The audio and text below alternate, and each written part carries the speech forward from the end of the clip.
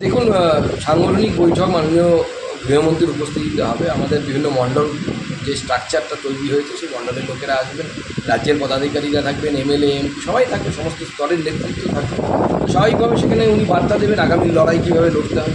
কারণ মাননীয় প্রধানমন্ত্রী গতকালই লাইন সেট করে দিয়ে গেছে যে এই দেশকে বাঁচানোর জন্য, এই দেশকে রক্ষা করার জন্য বাংলাতে অপারেশন বাংলা করা দরকার। মুখ্যমন্ত্রী পোষা হয়েছে আমি অপারেশন বাংলা শব্দটি ব্যবহার করেছি। অপারেশন সিঁদুর এমন হয়েছে পাকিস্তানের জন্য, আপনাদের জন্য অপারেশন বাংলা হবে। কারণ আপনাদের জন্য সিঁদুর করার দরকার নেই, আপনারা তো সিঁদুরকে সম্মান করেন না। মাননীয় মুখ্যমন্ত্রী যেভাবে সিঁদুরটাকে অপমান করলেন, তারপর তার দলের অনুব্রত মণ্ডল যেভাবে মহিলাদের সম্পর্কে কটূক্তি করলেন, আমাদের বোঝা হয়ে গেছে আপনারা সিঁদুর মহিলাদের কি সম্মান করেন। যদিও নিজে মুখে মহিলা, কিন্তু এই ধরনের সম্মান আমরা বুঝতে পেরে গেছি যে কী ধরনের সম্মান আপনারা মহিলাদেরকে করেন। তার বিরুদ্ধে বাংলার লড়াই, বাংলার মহিলাদের মান সম্মান বাঁচানোর লড়াই। আপনার কথা প্রসঙ্গে একটা কথা না বললেই নয়, সেটা হচ্ছে যে অপারেশন সিঁদুর, তারপর দেখা গেল কালকের যে আলিপুরদুয়ারের প্যারেড গ্রাউন্ডের সভা, সেখানে জাতীয় পতাকা নিয়ে প্রচুর মহিলার উপস্থিতি। বাংলা একসময় বলা হচ্ছিল লক্ষ্মীর ভাণ্ডারে মজেছে মহিলাদের মন, এবং সে কারণে সবাই লক্ষ্মীর ভাণ্ডারের কারণে তৃণমূলের দিকে মহিলা ভোট ঝুঁকে গেছে বলা হচ্ছিল। মহিলা ভোট কি বিজেপির দিকে ঘুরছে? দেখুন, বাংলার মহিলারা অন্ততপক্ষে যারা সিঁদুর পরেন তারা বুঝে গেছেন। পেহেলগাঁওয়ে তাদের সিঁদুর দেখে তাদের স্বামীদেরকে মারা হয়েছিল, আমাদের বোনেদের, আমাদের দিদিদের। ঠিক সেরকম মুর্শিদাবাদে তৃণমূল কংগ্রেসের আশ্রিত দাঙ্গাকারীরা, জেহাদিরা, তারা সিঁদুর দেখে বাড়িঘর পুড়িয়েছে, গলায় কাঠের মালা দেখে বাড়িঘর ভেঙেছে, মন্দির ভেঙেছে। অতএব ভবিষ্যৎ কী সেটা পরিষ্কার বোঝা যাচ্ছে। এবং আমি আগেও বলেছি, আবার রিপিট করছি, কলকাতা হাইকোর্টের যে 3 সদস্যের যে কমিটি, সেই কমিটির যে রিপোর্ট, সেই কমিটির রিপোর্ট পরিষ্কার করে দিচ্ছে যে এটা আগামী দিনের আমাদের কোষ্ঠী, বাচ্চা জন্ম নিলে যেমন জনমকুণ্ডলী বলে হিন্দিতে, আমাদের বাংলা বলে কোষ্ঠী বিচার, সেই কোষ্ঠী তৈরি হয়ে গেছে। সেই কোষ্ঠীটা ভালো করে পড়ে দেখুন, ওটাতে বুঝতে পারবেন আগামী দিনে বাংলার ভবিষ্যৎ, বাঙালি হিন্দুদের ভবিষ্যৎ কী অপেক্ষা করছে ভবিষ্যতের জন্য। এটা দেখে সচেতন হয়েছে মহিলারা জানেন 1000 টাকা দিয়ে যদি আজকে লোভে পড়ো। অডিও তো সোশ্যাল মিডিয়ায় ভাইরাল, এবং সেখানে যে ব্যক্তি কথা বলছেন তিনি নিজেই নিজের নাম বলছেন। এই অডিও প্রমাণ করে দেয় যে তৃণমূল কংগ্রেসের কাছে মহিলাদের সম্মান, এদের কাছে লক্ষ্মী মানে হচ্ছে লক্ষ্মীর ভাণ্ডার, পয়সা, এবং তার সাথে সাথে মহিলাদের ইজ্জতের এদের কাছে ওই 1000 টাকা দাম, 1200 টাকা দাম। তার বাইরে লক্ষ্মীর কোনো সম্মান এদের কাছে নেই। এবং আমি অবাক হয়ে দেখছি একজন রাজ্যের পুলিশ মন্ত্রী, রাজ্যের ডিজি পুলিশ, তারা চুপ করে বসে আছে যে তারা যখন নিজেদের একজন থানার আইসির স্ত্রী এবং মাকে নিয়ে এই ধরনের কথা বলা হচ্ছে, তাদেরকে তাদের ইজ্জত নেওয়ার কথা বলা হচ্ছে, তাদের ভোগ করার কথা বলা হচ্ছে, পুলিশ, আমার কাছে যা খবর যে জেলার এসপি এই অডিওটাকে ভাইরাল করিয়েছে। উচিত ছিল এই অডিও ভাইরাল না করিয়ে কলার ধরে ওই বেটাকে তুলে এনে 2 গালে 2টো থাপ্পড় লাগিয়ে জেলের ভেতরে ঢোকানো। যে পুলিশ নিজের মা বোনের ইজ্জত বাঁচাতে পারে না, বউয়ের ইজ্জত বাঁচাতে পারে না, সে পুলিশ পশ্চিমবঙ্গের সাধারণ মহিলাদের ইজ্জত বাঁচাবে কী করে? এই পুলিশ মন্ত্রীকে ধিক্কার জানায়।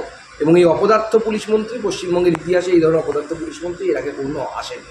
এবং এটা পুলিশ মন্ত্রীর ব্যর্থতা যে তার পার্টির নেতাদের কাছ থেকে পুলিশের স্ত্রী এবং পুলিশের মাকে এই ধরনের কথা শুনতে হচ্ছে। এটা বাংলার সকল মহিলাদের জন্য চোখ খুলে দেওয়ার মতো কি করা আইনি ব্যবস্থা। এটা যদি বিজেপির কোনো একজন সাধারণ কর্মী যদি থানার আইসিকে এই কথা বলতো, চুলের মুঠি ধরে বের করে আনবো, মারবো, কি করা ব্যবস্থা নিচ্ছে? লজ্জা লাগে না এই ধরনের কথা বলতে? ভাইরাল হওয়ার পর এই অডিও, তারপর আপনারা স্টেপ নিতে পারলেন। তার আগে কি হয়েছে? নপুংসক হয়ে বসেছিলেন নাকি? এই নপুংসকতা কেন পুলিশের? রাজীব কুমার বলেছিলেন পুলিশের উপর হামলা হলে পুলিশ একটা গুলি চালালে 4টে গুলি চালাবে। এটা কি অপমান নয় পুলিশের? গুলি চালানোটাই সব। এর আগে দেখা গেছে গরু চুরির কেস সহ বিভিন্ন অভিযোগে অনুব্রত মণ্ডল একাধিকবার কখনো পুলিশকে বোমা মেরে দেব, কখনো কোনো ব্যবস্থা নেওয়া হয়নি।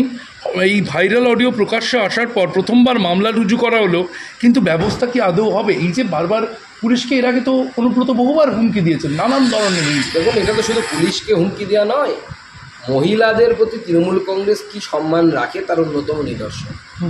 একজন পুলিশ অফিসারের মা এবং বোনকে যে সমস্ত শব্দ ব্যবহার, বউকে যে, স্ত্রীকে যে শব্দ ব্যবহার করা হয়েছে, এই শব্দ আদপে তৃণমূল কংগ্রেস নেতারা বাংলার মহিলাদের বিরুদ্ধে, মহিলাদের ক্ষেত্রে ব্যবহার করছে। এবং এটা বিভিন্ন জায়গায় হয়। আমি আপনাকে বলছি, একটা অডিও হয়তো সামনে এসেছে, বিভিন্ন জায়গায় তৃণমূল কংগ্রেসের নেতারা মহিলাদের ভোগের বস্তুতে পরিণত করেছে। বিভিন্ন সময় এই তো এই প্রশ্রয় মুখ্যমন্ত্রীর আদরের ছেলে, কিছু মা বাবা হয় যারা তাদের ছেলেমেয়ের কোনো দোষ দেখতে পায় না, তো তার ফলে তাদের একদিন এই দুর্দিন দেখতে হয়। মাননীয় মুখ্যমন্ত্রী অনুব্রত মণ্ডলকে এমন জায়গায় পৌঁছে দিয়েছে, একের পর এক তার বক্তব্যকে ছোট করে দেখানো, হালকা করে দেখানো, মাথায় অক্সিজেন পৌঁছয় না, এই ধরনের কমেডি করা, এই যে সমস্ত কিছু মাননীয় মুখ্যমন্ত্রী করেছেন তার ফল আজকে আমরা দেখতে পাচ্ছি, এবং এটা প্রকৃতপক্ষে তৃণমূল কংগ্রেসের নেতাদের বাংলার মহিলাদের প্রতি দৃষ্টিভঙ্গি দেখাচ্ছে।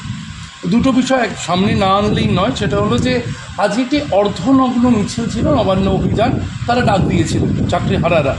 যে অবস্থায় দেখা গেল যে চিরুনি তল্লাশির মতো কখনো মেট্রো টিকিট কাউন্টার, কখনো শিয়ালদা স্টেশন চত্বরে কোনো খাবারের দোকান, সেখান থেকে লোক টেনে এনে প্রিজন ভ্যান তোলা হচ্ছে, আইডি কার্ড চেক করা হচ্ছে।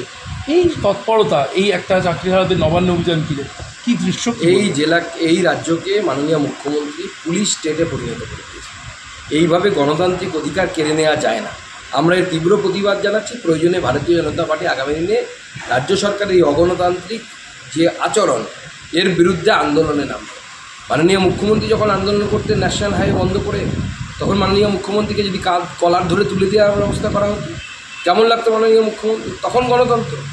এখন নিজের বেলা গণতন্ত্র ছিল তখন, আর এখন অন্যের বেলা গণতন্ত্র নেই।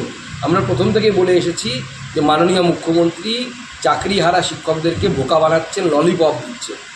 উনি কিচ্ছু করতে পারবেন না, কারণ যারা টাকা দিয়েছে সেই সমস্ত মালিকরা, তৃণমূল কংগ্রেসের মালিক যারা অযোগ্য চাকরি প্রার্থী, তাদের কাছে মুখ্যমন্ত্রীর ঠিকই বাধা আছে।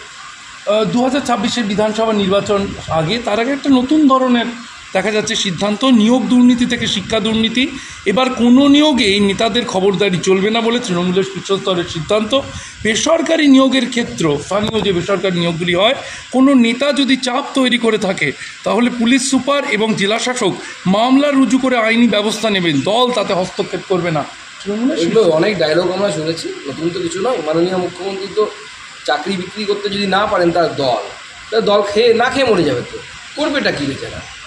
বিক্রি করাই তো ওদের কাজ না। পার্টিটাই তো বেচারাম কংগ্রেস। একটা বেচারাম আছে পার্টিতে, কিন্তু সবাই তো আসলে বেচারাম ওখানে। আপনি উপযুক্ত মূল্য দিন, সব পাবেন। এবার রেটটা বাড়ানো হচ্ছে, গোপনে গোপনে হবে রেট।